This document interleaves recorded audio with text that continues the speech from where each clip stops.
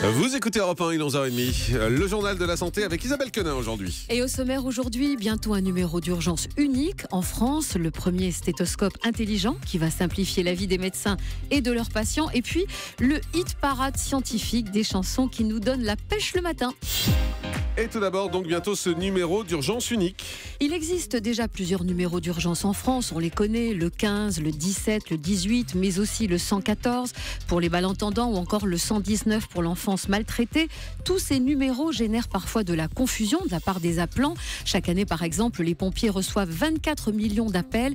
40% sont mal dirigés, injustifiés. L'idée, c'est donc de créer un numéro unique. C'est ce qui se fait déjà en Haute-Savoie, dans un open space de 400 mètres carrés.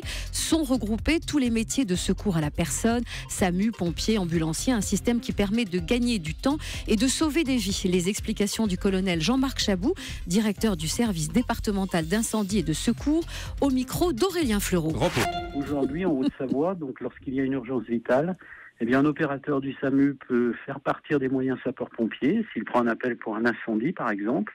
De la même façon, lorsqu'un sapeur-pompier prend un appel pour une urgence vitale, il va pouvoir engager donc des moyens du SAMU, faire partir un médecin du SAMU parce qu'il y a urgence. On s'est aperçu qu'on en gagnait à peu près 25 à 30 secondes sur l'envoi des moyens de secours. Donc ça, c'est concret. Ça veut dire que si la personne est entre la vie et la mort, c'est un délai qui peut être déterminant. C'est-à-dire qu'on va engager les moyens qui sont en adéquation avec la détresse qui est rencontrée. Et tout ça fait qu'on a une coordination parfaite des moyens de secours à la personne sur l'ensemble du département. Une expérience qui devrait être généralisée rapidement. Le gouvernement souhaite qu'un premier dispositif soit opérationnel pour l'Euro de football en juin prochain.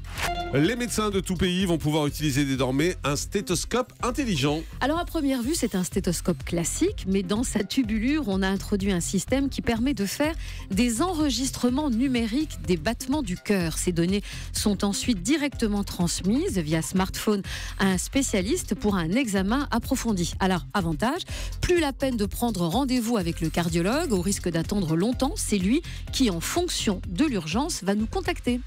Tout le monde rêve et c'est prouvé. Ah bon ? Moi j'ai l'impression que je rêve pas.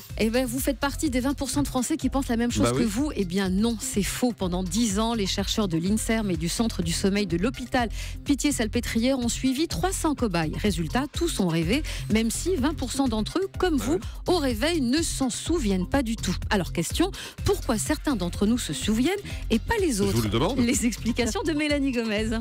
Pour comprendre pourquoi, ces chercheurs ont fait des tests. Au final, ces non-rêveurs ont le même niveau de mémoire que les autres, pas de troubles cognitifs non plus. Conclusion, ils ont simplement un problème d'encodage du souvenir, c'est-à-dire qu'au moment de la sortie du sommeil paradoxal, en général au petit matin, leurs rêves ne s'impriment pas dans leur mémoire.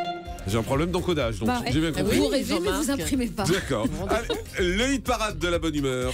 C'est musical et scientifique. Un chercheur en neurosciences de l'université de Groningen aux Pays-Bas a travaillé sur les chansons qui nous rendraient heureux rien qu'en les écoutant. Alors 3 critères, il en a retenu donc que 3.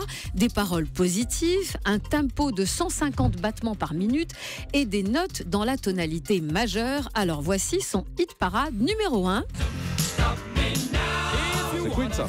Queen avec Don't Stop Me Now. Nanana. C'est pas mal ça. C'est excellent, excellent. C'est numéro 1. Alors numéro 2, vous allez reconnaître aussi, j'en suis certaine. Ah bah.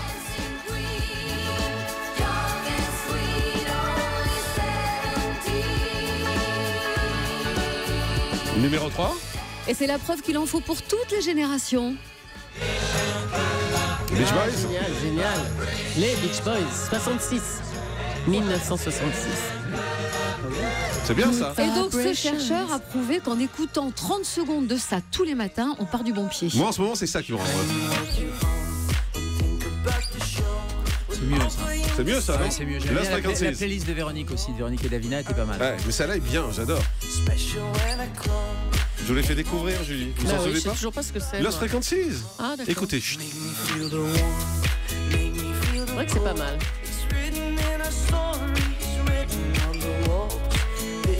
Et celui de Julie, c'est ça.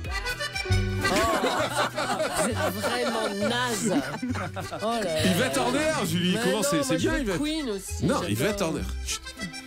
Arrêtez, mettez-moi Muse, des trucs comme ça.